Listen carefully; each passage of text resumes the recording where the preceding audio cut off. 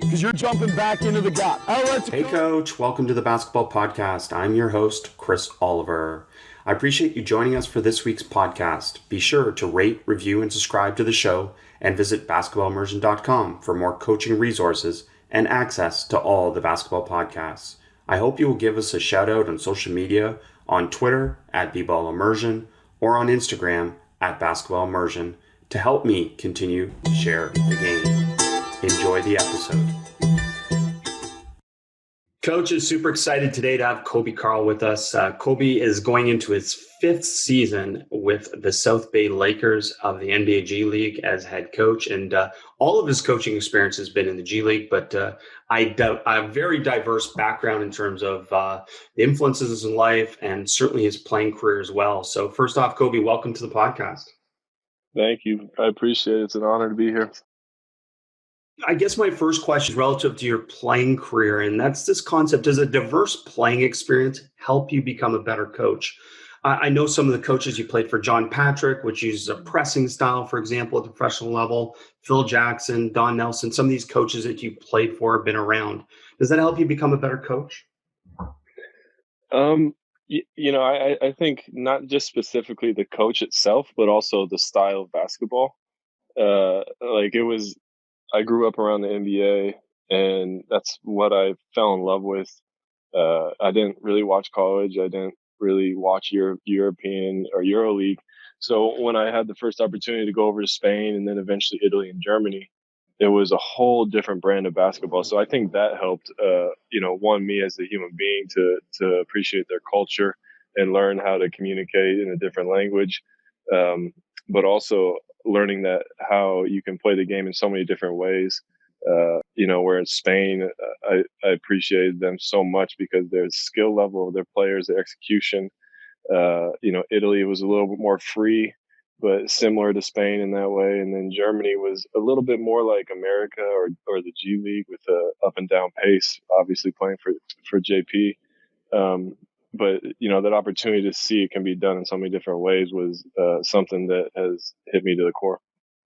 Well, and I imagine it's even more valuable because you obviously grew up in a coaching household. And the question that kind of we connected with originally was around the perceptual side of the game. So I'm curious if growing up in a coaching household like you did you develop an early appreciation for the advantages of understanding the game beyond just physical skill? Yeah, it's interesting you say that. The main reason I reached out to you originally was because during this quarantine process, a lot of reflection and also just the thought that I do want to share some of my experiences and that in the first experience with basketball, most people it's on the playground or YMCA. Mine was going to my dad's practices and, watching shoot arounds and practices and being in the locker room as a ball boy. And then as I got a little older, I used to go down before shoot arounds and be part of the coaches meetings or be in the coaches meeting after the games. So those were my like core memories were being in coaches meetings, seeing them set up practice, talking about philosophy and execution of different drills or what they wanted to work on or their frustrations with the players. So I kind of had a reverse way of seeing the game from what I understand of most people, and that definitely gave me a different view, and then also a different perspective as a player.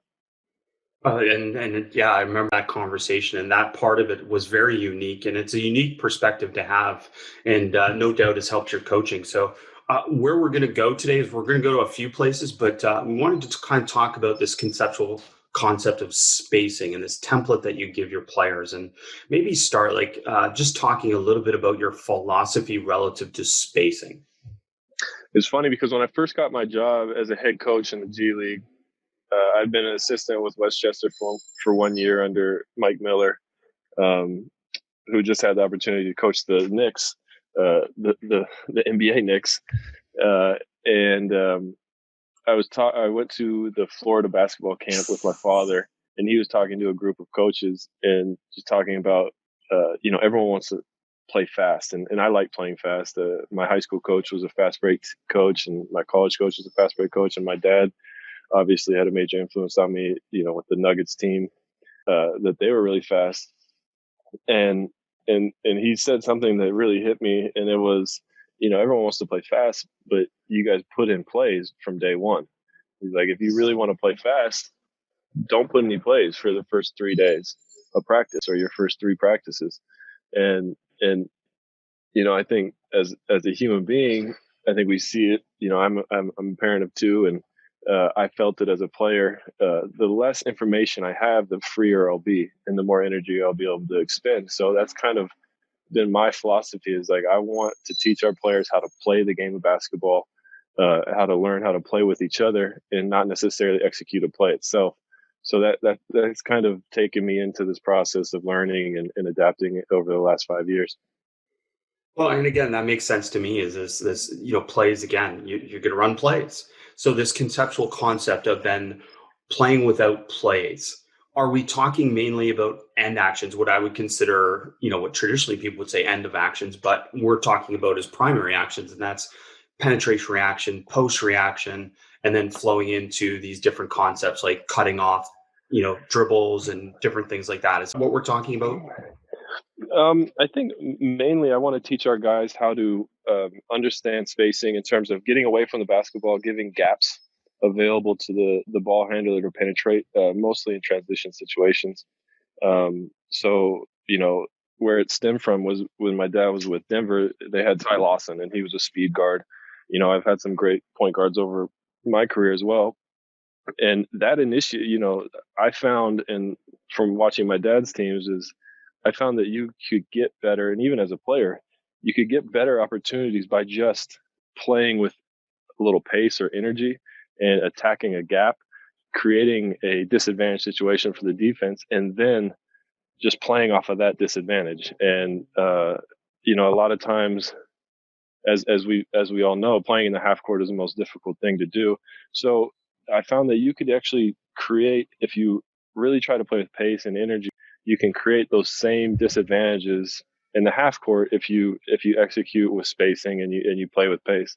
So it's just the general concept. We play a lot of 3-on-3, 4-on-4, with no screen and rolls, no plays, just drive and kick situations. And I think the gap offense is what my dad went to in Denver a lot, and a lot of those principles I learned from working out with John Welsh, and we kind of carried them over, and just to let's learn how to play the game of basketball, bring 2 defenders to you, and then move it to the open man. Awesome. And let's dive into that a little bit more, this gap offense and creating these gaps, especially in transition. Is that as simple as getting to certain spacing spots, or what are some other things that help create gaps to be able to drive?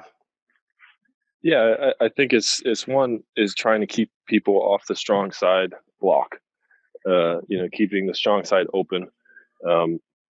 Your wings running to the corners if they don't have a layup, and staying away from the ball and being ready for the opportunity. Because what happens a lot of times, if you do run to the corner, your defender will fall asleep, and then the advanced pass will create your driving opportunity. So a lot of it's just staying out of the way, waiting for your defender to commit to the ball, and then being ready to make the next play. It's really as simple as that. But that's the way I see the game, and I think we've seen it over the last 5 to 10 years. That's the hardest thing to defend in the game, and a lot of teams are moving in that direction.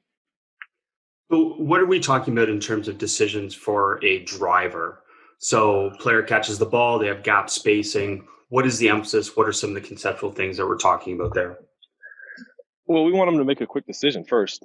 And I think a lot of that is our player development coaches and our assistant coaches on our team. We work a lot on making quick decisions, reading the defense before the ball comes to you, knowing where your defender is. If he's out and plugging the gap, you got to be ready to shoot the ball or put it on the floor, depending on your skill set or time and situation. But so that's one, is making that quick decision. And then after that is, so let's say we put the ball on the floor, and then we got to read the situation. The first option, and I think we overcomplicate it a little bit as coaches, is just go get a layup. And I've seen it many times. Players want to appease coaches by executing the play or making next pass. But I think the players today are more talented than they've ever been, and they have more ability to get to the rim and finish than they know. So a lot of times I want them to get to the rim and finish. And then obviously if we get a layup in that situation, it's going to create a help situation the next time. And then that's the next decision, which will be, reading the help side. If the help side's there early, if it's a baseline drive, you're going to hopefully find a corner man or a slot man. And then teaching the weak side guards to try to cut that slot so it's an easier pass and creating more space on the weak side. But the complexity of that is pretty vast, and we could probably talk this whole hour on that. But we started implementing something this year where we drive the nail, or the middle, and then making our ball handler read the situation. If the nail man was in full help, if he's showing his chest with arms out, which we strategically put a coach in that situation. If he's there, then it's moving into the slot and then making a quick decision there, going on catch or making a swing. And then if he's not there, then getting through the nail or penetrating into the paint. And then it's making the next decision. Is it rim or is the bottom guy coming over? And then I'm making the corner pass or to the dunker. Take a brief moment to interrupt this podcast to share some information from one of our show supporters. As sports keep coming back, so does your chance to bet on them with our exclusive wagering partner, betonline.ag. Major League Baseball will soon be in full swing, and there are no shortage of ways to get in on the action. BetOnline has all the odds, futures, and props for you to be on. Also tune in as Floyd Money Mayweather joins BetOnline team in a new segment called The Ice is Right, where he talks about his expansive jewelry collection. He'll give you the chance to win some great prizes and bet on the cost of his bling. Visit betonline.ag today to check out all the odds and up-to-date sports news. Don't forget to sign up and take advantage of all the welcome back to sports bonuses. BetOnline, your online wagering experts. Now back to the podcast. I love so much of what you said there, and let's we'll start with the first thing that you talked about, which is making quick decisions. So what are some of the things that we're doing to help players make quicker decisions? And as we've talked about, it's perception, decision, skill execution, and skill execution actually being the third part. So we're talking a lot about perception and decision, and you mentioned cues already. So how are you developing that? Well, I think one is our play development coaches. I asked our assistants to limit their dribbles, one, and then limit their decision-making time. So putting a parameter on, it's too slow. Telling them that we don't want a jab, we don't want to up fake. We want them to be ready when the ball hits their hands or even before. So I think that's one. And I experienced that as a player. I saw John Welsh work for years and years when I would go out and train with my dad's teams in Denver, or we'd bring in, whatever, if it's a rookie or a vet, and John would just not let them hold the ball. Encourage your players to just make a quick decision. It's very uncomfortable for players, especially. I remember, working with Aaron Aflalo when he got there from Detroit. Aaron was kind of like a Kobe Bryant type, where he caught it, jab, kind of read the situation, which, that's fine if it's Kobe Bryant. But when you're trying to play as a unit or as a team, and, Aaron turned out to be a prominent player on that team, but traditionally we want our players to make quicker decisions because then it gives the defense less time to recover. So it's not necessarily about your primary defender, but it's more about your secondary and baseline defenders. Are they going to be in positions? And the more jabs, the more time you take when you catch the ball, it gives them the opportunity to shift over and be in a help side position. And to me, I find that as a selfish act in a lot of ways, especially early in the shot clock.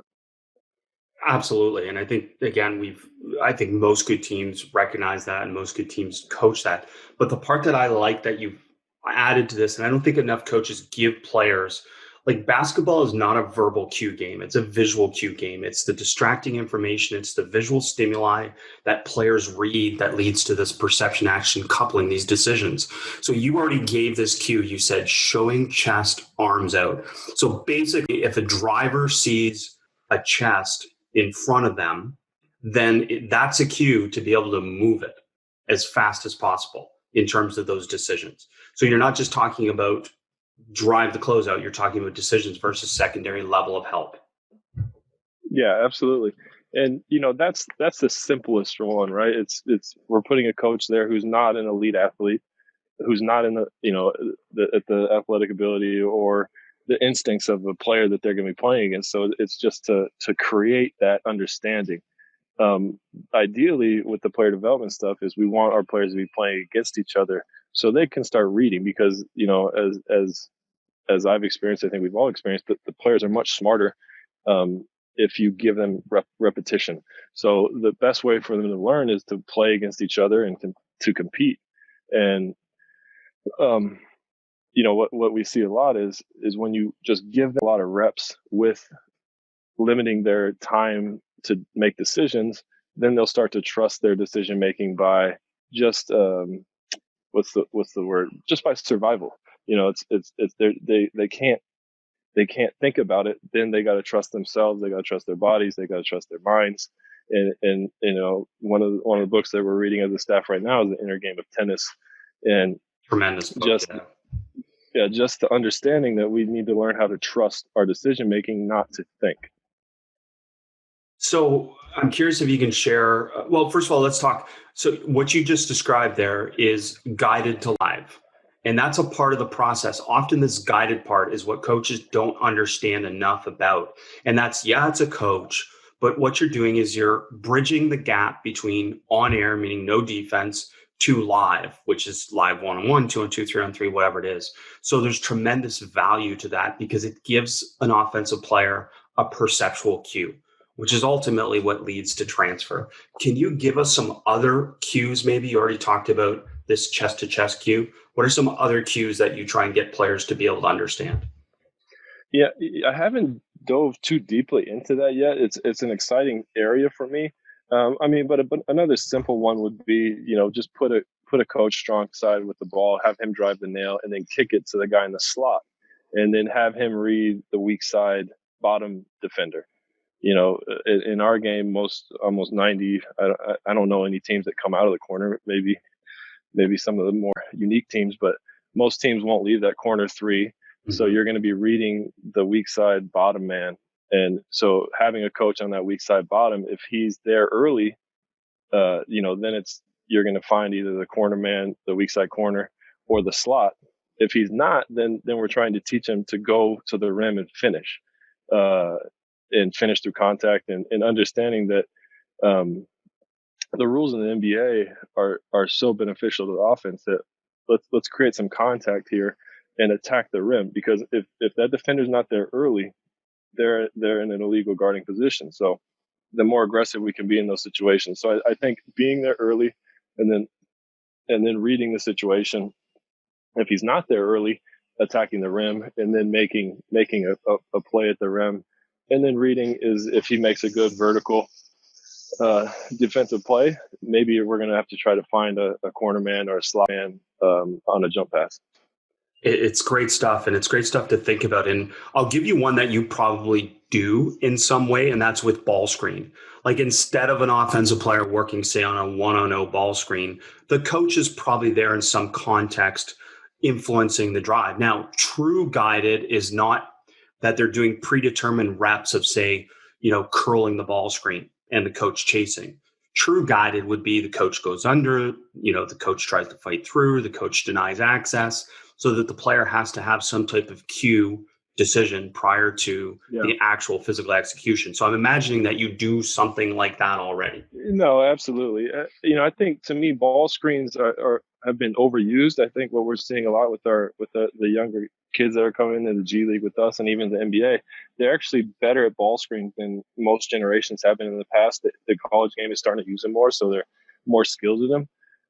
Where I think where we can help our players the most is like another one that, as you said, that where we did, it was like a wide pin down and reading the big, because as most teams do, similar to the ball screen, is they're going to be in a drop on that wide pin down depending on who the player is. So reading is if I'm coming out of the corner on a wide pin down is my defender on my hip? Is he going to lock and trail, or is he going to shoot the gap? If he locks and trails, then keeping him on your back. And then my read is going to be, my eyes and my feel is going to be on the big defender. And if that big defender doesn't step over and fully help, then I want to attack the rim. So one of the other drills that we added this year was coming off that wide pin down, keeping the defender on his hip behind the play, and then slowing your rate of speed to create a longer window for perception.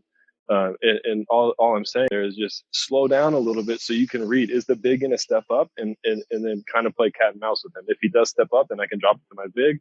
If he doesn't, I'm going to attack the rim and finish either, front rim or to the other side. Yeah, I mean, that's it.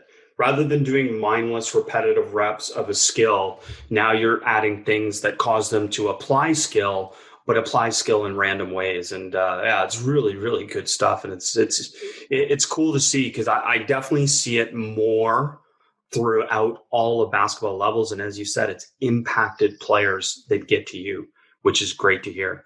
What is maybe the biggest struggle for players in this conceptual process that you go through at the beginning of the year? So, I mean, we've talked a couple different subjects, but the one obviously on the top of my mind right now is reading that situation, and the reading a 2-on-1 or 1-on-1 situation against a drop or pick and roll or a help situation. And I think the biggest difficulty that I see with young players is they don't slow down. And I think it's the nuance of the game. Is you watch like a Doncic now, who I think is elite at this, and LeBron does it. All the great point guards do it. All the great decision makers do it. Is they slow themselves down to give themselves more time to read the situation. And again, they're not thinking, but they're just reading. What's the big going to do? Is the guard going over the top?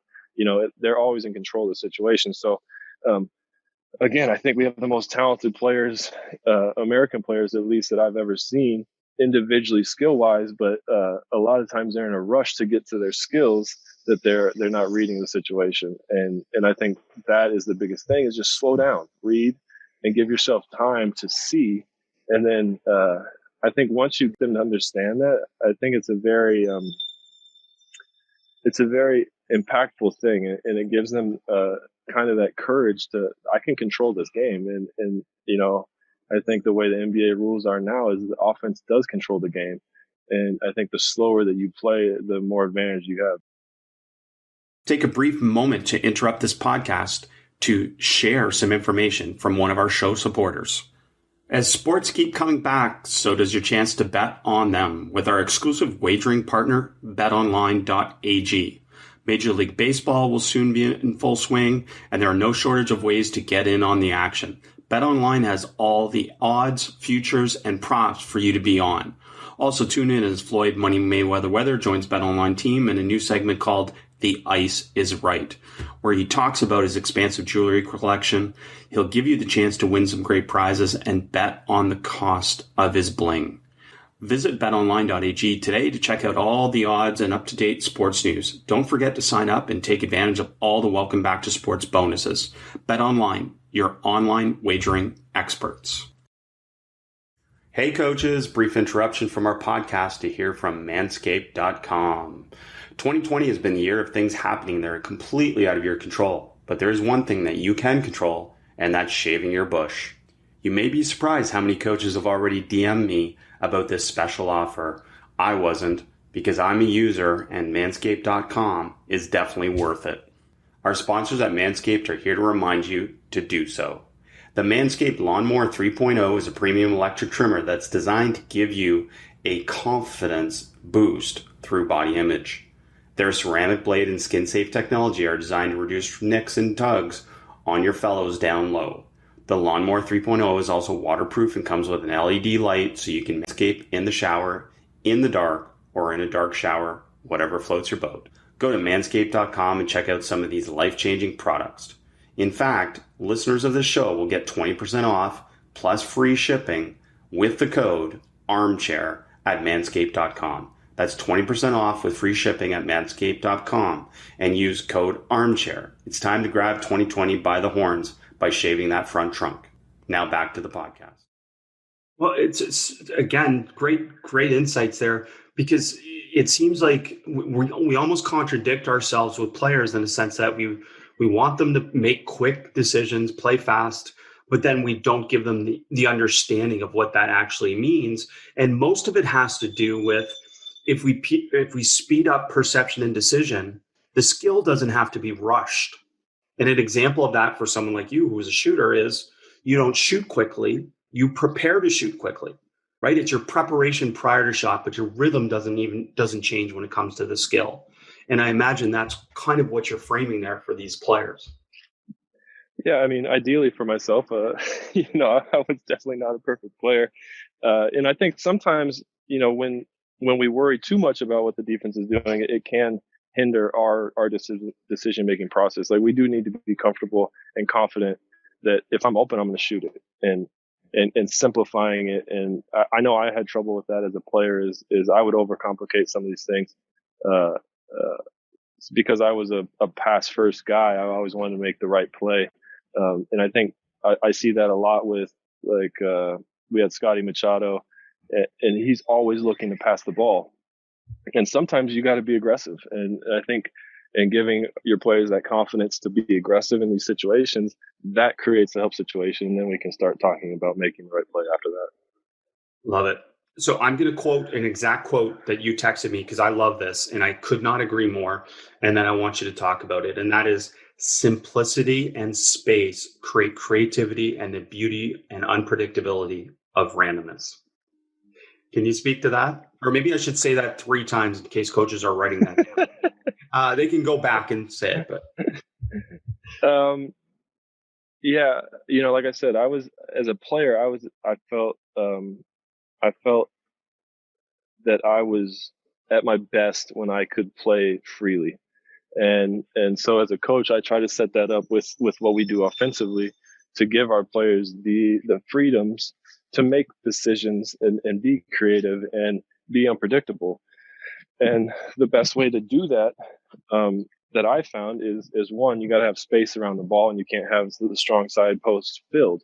And I learned that from my dad's teams in Denver and the gap offense.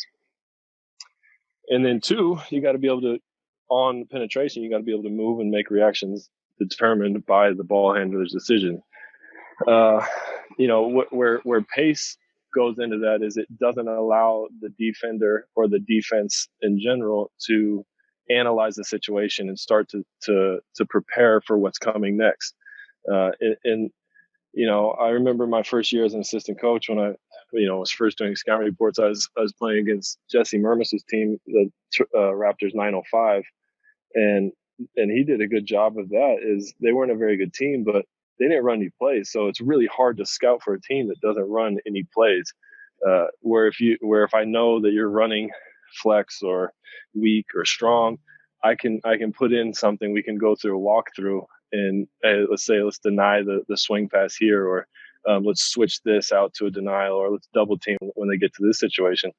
But if I can't tell my players exactly where it's going to happen, it's very difficult for them to understand how to defend these situations. so you talk about this, and you've mentioned this many times about not running any plays, and there's a lack of maybe understanding about what that means. And if this is not roll out the ball and do whatever you want, you're giving them a template and you're giving them sequences, I imagine, which I want you to talk about possibilities within each scenario, within each structure, right? You've already talked about 3-on-3, 4-on-4, different things like that. So is that what you're doing? Like, you're giving them these possibilities or sequences?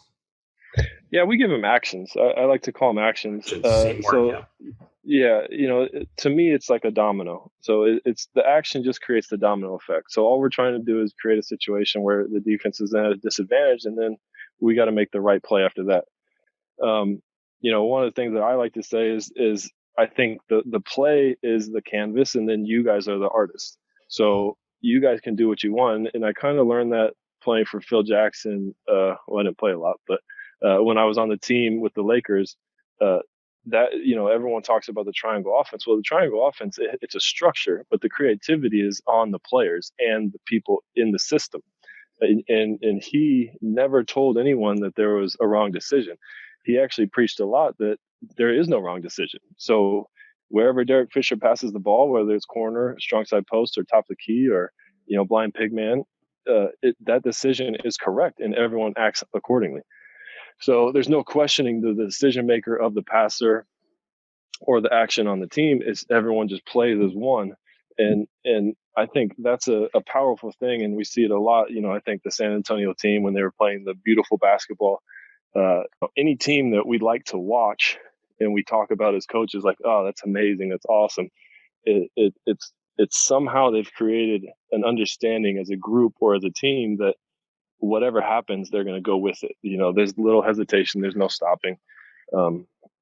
Not sure if that answers your question. It's brilliant. No, it's absolutely great. And I love that. Obviously, any connection to Phil Jackson like that is tremendous. But like just the fact that that is absolutely the case on offense and defense is that it's only essentially a wrong decision if the other four players don't adapt to what is happening. Right? Like that's what you're saying. Essentially, it's on your teammates. Even if you make the wrong decision within the philosophy, if you run structure, everyone else can make it a right decision by adjusting and adapting. Absolutely. And I think, you can even see it when a team is well coached and they are running plays. I remember when I was in college, I played against Utah State, and I think Stu Morrill was there, and they ran their plays, but they also had their counters to every play. And we'd take like same thing. College is much different because the preparation time is so immense, but they would run their play, and then we would scout it, and then we would have our whatever we wanted to take away, and then you could see their team react immediately with the counter. And I think that's the objective, is we want to teach our players how to read the game and then make decisions without thinking. Love it. And when you're choosing actions, are you choosing actions based on your philosophy or based on your player personnel, or where did the actions come from that you use within a specific team? So it's interesting with the G League. So it's a little more complicated than that because, obviously we work for the Los Angeles Lakers. So, this year Frank wanted us to replicate a lot of what they do, with the understanding we don't have Anthony Davis, we don't have LeBron James or Rajon Rondo, or, you can go down the list. So a lot of those actions we take, they're very simple NBA actions or basketball actions. I've always been a fan of running pistol or 21. You can go down the list. It's not a complex situation. It's just trying to create a disadvantage where, weak side pin downs, double pin downs to the weak side. You can throw anything in there. You can get cute with it. But, I found as a coach that when you get too complicated, it actually hinders your players' creativity, and it makes it easier for coaches and teams to prepare for you. But like I said, over the last 5 years, even just started my coaching career 5 years ago, teams are going more to that. So it's easier for players to adapt, and they're more familiar with the randomness of the game. Yeah, pistols is a great example, right? I mean, it's really, again, it's a 3-player action with weak side spacing, but within that 3-player action, which can become a 2-player action, there are endless possibilities and endless ways to be able to adapt it very easily. So that's a great example in terms of that. And again, it's something that I think high school coaches, especially youth coaches, should consider, because one of the advantages of something like pistols as an action is you can hide certain players, right? Yeah, and the one thing I've always liked about pistol too is, like you said, there's so many decisions. And I think where I've seen coaches who try to run pistol go wrong is they make it a play. I think you should show your players options out of it, whether you're doing 2-on-0, 3-on-0 options, player development stuff, 1-on-0, where coaches are going through it and show them some of the reads. But then, I don't like to call pistol snap or pistol, down, whatever it is. I would prefer them make the read themselves, because as we've talked about, I believe that, the player the person on the floor is going to make a better decision than the coach, because they can see the defense, they can feel the defense, understand what's going on, they hear the chatter on the court. So I think where I've seen, a simple situation where pistol can be genius, and granted you have to have the players, let's not ignore that, but where where you can have a simple action like that, and it can be so beautiful to watch. Steve Nash run it, or Houston Rockets used to run it a lot, where it's beautiful in those situations, and then you can see another team run it where it's so slow and mundane, and it's very easy to guard. So I think the freedom and the fluidity of the action is more important than the action itself. It's a great reminder, and I appreciate you doing that for us, because it's that concept of structure. It's okay to start with structure, teaching, say, epistles, but it has to become unstructured. And that means remove the guidance of the coach and calling plays for it to be effective. And that applies to so many offensive concepts, doesn't it? I mean, that's what I believe, and I'm still learning. But from my experience, and it's always going to be dependent on who you have and the team you have. But if you have point guards that you can trust, and guys that you trust to make good decisions, and a team that's going to play unselfish, I haven't seen that not work. As long as you have the skills to execute that action, then it's very difficult to play against. And then the other thing we're not talking about is just the pace of getting into it. Again, not letting the defense analyze the situation and the weak side to load up, and all those things.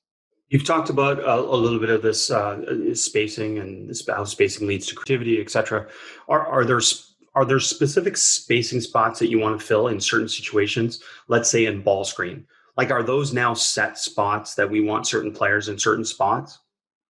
I try not to overload our guys with those. Mm-hmm. I want them to understand that, though. Yeah, for sure. If we're going to run a side pick and roll, if the corner's empty, then we want, depending on your skill set of your big, I think ideally I would want all three weak side offensive players to be spaced: corner, slot, or corner, wing, and then slot.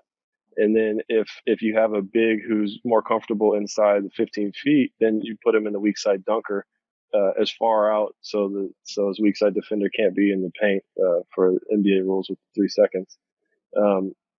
Even on a mid pick and roll or middle pick and roll, if I would prefer that the strong the ball hand the strong or the ball handler is going to a strong hand. So if he's right, I want the right side to be just have the one person in the corner, and then the weak side to have corner and then wing, which fills up. It's going to give a 2-man tag to the weak side for our roll man, but I think it creates more opportunity for our point guards to create and be creative. Yeah, I love it. And we're gonna stay, I guess, in the same area, but we're gonna shift gears a little bit and talk about something else that we wanted to touch on here, and that's this concept. And again, I'll use one of your quotes that you sent me: building the courage and perspective to be different. Can you talk to me about that? Yeah, it's something I've had to learn over the years. To be honest, it's growing up as my father's son, and part of our family, we moved a lot, so I was always the new kid, and I think it's our nature to always want to try to fit in. I think we see it with our kids, or if you reflect back, depending on your upbringing, is you want to be in, you want to be part of the crowd, and you want to feel part of it. Where I think that's counterintuitive in our profession is what that does is it creates an advantage for your opponent because they're familiar with what you're doing. And where I've found some success over the years, in my short career, is doing things differently, because it makes the opponent be uncomfortable, one, psychologically, and physically they're going to have to prepare for it to be different. So some examples of that are, I think my favorite one is when it happened was Nick Nurse in the finals going box and one. And, that's the benefit of being in the G League, is we can try some of these things. We played a box and one. We've played a triangle and two. We've done a 3/4 court trap. We've run and jump without, as the ball comes over half court. It's just the idea is that we want to create a situation that the players and the team has not seen and is not comfortable with. And it was ironic after that game, the finals game. I think I love Steph Curry, and I actually played with him for 10 days his rookie year, and his father played for my father, so I've known him for a long time, and I think he's incredible. But I think he said that, like that junk defense, and I think that's the irony is our objective is to win games. It's not to look pretty. And you can call it what you want, but it won. And I think when you try things differently, people get uncomfortable and they might call it, junk defense or, a lot of genius things are called names like that. So I just look at, triangle and two or box and one is we're just trying to make the opponent feel uncomfortable and see something that they haven't seen before. Well, and I think we're seeing it more and more, right? That there's an adaptation possibly to the modern offense and how good offenses are that coaches seem to be doing more things that are less traditional, especially say at the NBA or the G League level, right? Even playing 2-3 zone as extensively as you're seeing now. Yeah, absolutely. And, one thing that I was really proud of our staff this year, and our players, we didn't win a ton of games this year, but one thing we did at the end of games is we tried, we called it ring it, which is just a, 4-man zone. And when the ball comes in, it becomes a matchup for, 10 seconds and less. And all that does is it nullifies any off ball screens, getting the ball open or getting the player open to get the ball in. And, I think, it seems untraditional, but when you really look at it, is it that much different than just switching everything, before the ball comes in or switching everything when the ball comes in. So I think what I see a lot as I get older in my young life is just the perceptions. I think ruin a lot of things for myself. Is like, well, that's no one's done that before, or it looks differently, or maybe someone will think that that's wrong. Whereas I think what I'm learning is I need to be better at trying to find these things that are going to help my team win games, and not caring what it looks like or what it's going to be perceived as. Well, it's such a great point because I believe that's a great growth process for you as a human or me as a human as well, is getting to the point where to a certain extent, you don't care what other people think, right? Like you're comfortable, you're confident in yourself. And I remember that moment as a coach almost where I got to that point. I felt like, oh, I can really coach now at this level and I feel it. And it gave you this freedom and this confidence to be able to, as you said, try some things and do some things differently. Yeah, I 100% agree with you, and I think it's been difficult throughout my life, and I've put a lot of time in reflection and getting to know myself better and understanding my weaknesses and my strengths and building my own confidence. To not care what other people think and do what's right for myself, do what's right for my family and my wife and my kids.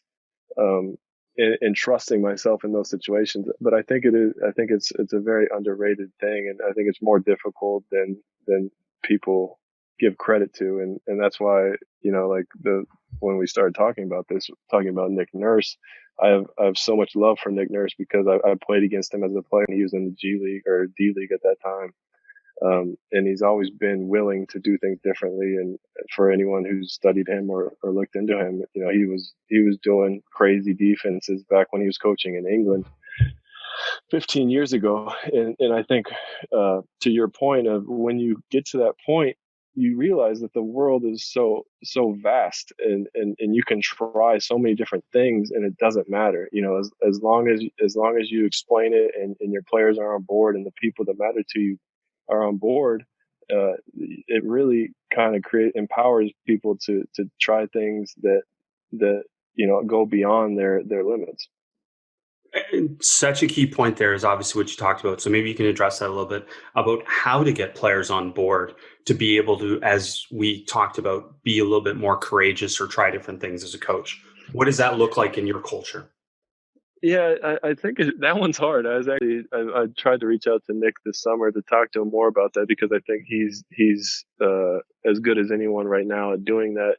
I think a lot of it is determined by the players that you have, and the understanding that they have within the game. I think the first year I had Josh Majette, who is as smart as a basketball player as I've ever coached or been around. And he got it, because he had played so many pick and rolls that he knew if you were in a weak or if you were in a drop or if you were going to trap him, he knew what to do with those things.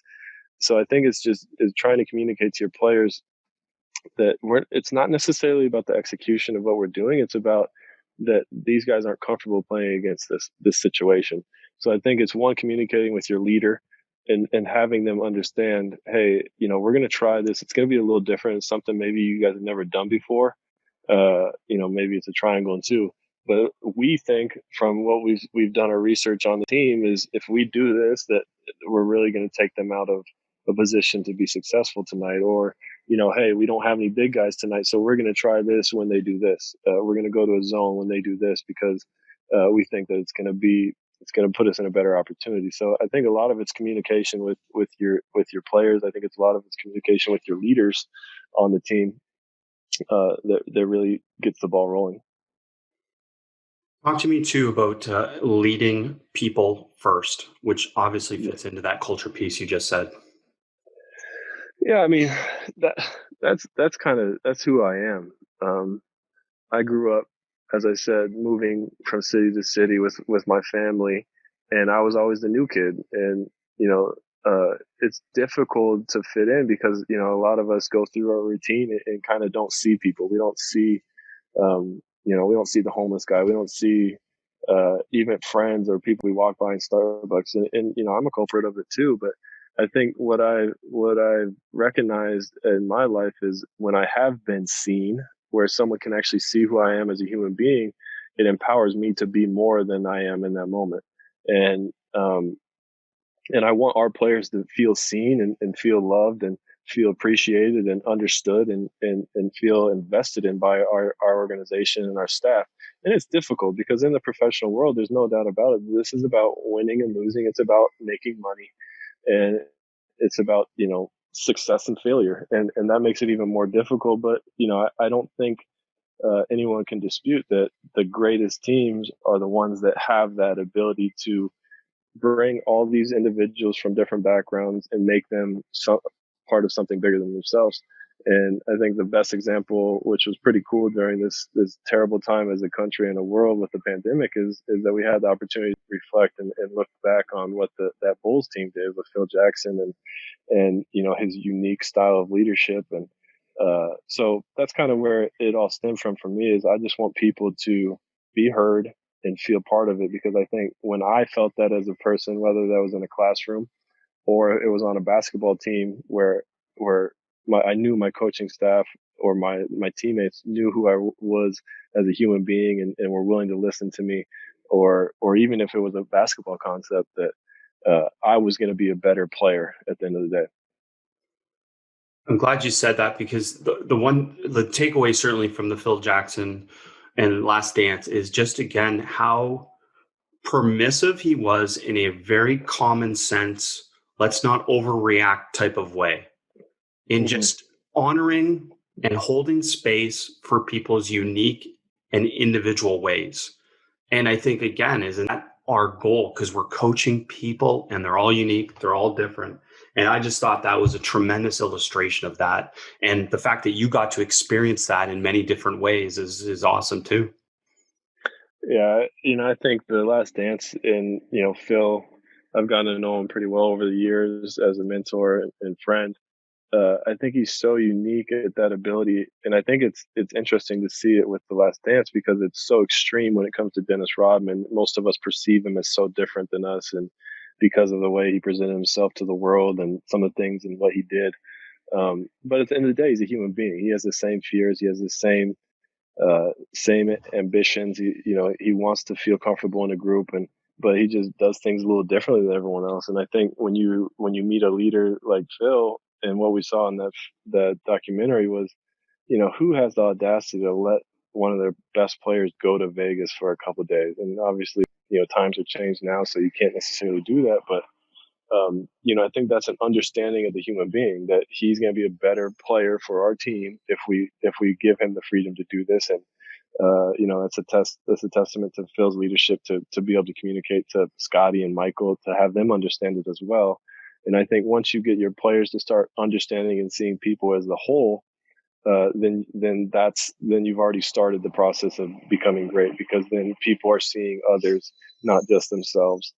And then my favorite part about that documentary was when Dennis Rodman had the audacity to miss practice in the finals, and then how Phil addressed him that next shoot around with such calmness and understanding and perspective. Yeah, tremendous way. And you never felt like he was like he was treating someone so differently, or this unfair treatment. He was just honoring whatever the situation for whatever that individual was, and the team got it. And that's tremendous too, because I think one thing I talk a lot about with coaches about is this the concept of absolutes versus possibilities. And that's the challenge when we have so many absolutes. We have to enforce them, and we have to, I guess, control those absolutes, because we made them absolutes. And that's really hard in coaching, I think, in the modern game with the modern people that we coach. No pun intended. No pun intended, but absolutely. I think it's really difficult, and I kind of did that this year with shot selection, and it just puts more stress on me as a coach, on the players, and then even your environment. I think my ambition as a coach, and I think what I understand from coaching, is I just want to make sure my responsibility is to have everyone understand that the team is the most important thing, and we're all in this for the team. And I'm the leader of that team as a coach, and then your different responsibilities. Whereas Michael Jordan was the leader of that Bulls team, and Scottie Pippen was his sidekick, right next to him as number two, and people have different responsibilities within the team. And I think appreciating their responsibilities and understanding their responsibilities, and teaching them what they are, and evaluating them, I think can create a special environment for teams to succeed. Coach, as we wind this down, I have to ask, because I'm big on actionable ideas like you are as well. What are some of the actionable ideas that you use to create this environment that we've talked about? Yeah, it's funny that you asked, because when I got into being a head coach, and even as assistant, I had this grandiose idea that I do want to create this feeling, that specialness that we've all felt of being part of a team. And how does that happen? Like, how does Phil Jackson create this environment where you feel part of something special? And it's difficult, and some of the things that we've tried, some have been successful, some haven't. But I think it's important that we actually spend time, and not just expect our team to just become good friends. And I think we're all aware of the social media era and video games, and this generation of kids is there's a disconnect. So I think a lot of it is just spending time communicating with them, and giving them opportunities to communicate. So some of the cool things that we've done, like on our road trips, we'll do, I saw this TED talk by a young lady, and she has these cards that you can buy on Amazon. It's called Big Talk. It's about 250 cards of really deep hitting questions. And we'll ask our players these questions, and everyone, staff included, will go around when we're on the bus and answer them. An example of the question is, if you had, 24 hours to live, what would you do with those last 24 hours of your life? And just to hear the people, you're going to have the deep thinking people that are going to give a really thoughtful answer, like Andre Ingram, for example, for our team. Or you're going to have the shy guy who's not going to want to answer. But just giving them that opportunity, I think, is a very special thing for us as a team, to hear each other. And then also for me, selfishly, I want to get to know them better. Another thing that we traditionally do as a team before our season gets started is something we call FORD, which is just an acronym for FORD, which is family, occupation, recreation, and dream. And we'll just have each player stand up for a minute or 30 seconds and say, tell me about your family, where you come from, whatever family means to you, because it's different for everyone. Tell me about, since we're all doing basically the same occupation, maybe where you went to college, or where you've been playing before. What do you like to do with your recreation off the court, just to get a better idea of who they are the other 22 hours that we're not around each other. And then what's your dream? And a lot of these are the same things, but like a lot of our guys' dreams are to make the NBA, which was absolutely my dream when I was a player as well. And then another tradition we started too was when we make our final cuts or we bring someone into a team, we have them do a family tree. And this is one of my favorite ones because it really gives the perspective of that this human being is more than just what you see. It's the parents that have raised them, the sisters and brothers that they love and they've been around their whole life, or their wife or their kids. So we'll have each player take 1 minute and say who whatever their mom and dad is, or whoever their mom and dad is. And again, family is different to each person. So whoever your mom and dad is, if you have sisters and brothers, what their names are, if you're married, your grandpa and grandma. One of our assistant coaches was a great example, is because he went up and did the family tree, and he's like, this is, my mom's name. And then my dad was way over here, and he was writing on a whiteboard, wrote it way up in the corner because his dad wasn't part of his life. And, as we know, not everyone has their mom and dad in their lives, or, we all have a different story. So I think that's the beauty of giving these opportunities, that we start to see that everyone's different, but we're all coming together as a team. Tremendous. I love it. Great actionable things and practical things. And Coach, I can't thank you enough for sharing just so authentically and openly with us all these different ideas. So thanks for taking the time. Yeah, it's been an honor, Chris. Thank you for the opportunity. Thanks for listening. Be sure to rate, review, and subscribe to the show, and to give the Basketball Podcast and this week's guest a shout out on social media to show your support for us sharing the game. And to stay up to date on all things Basketball Immersion, subscribe to our newsletter at basketballimmersion.com/newsletter.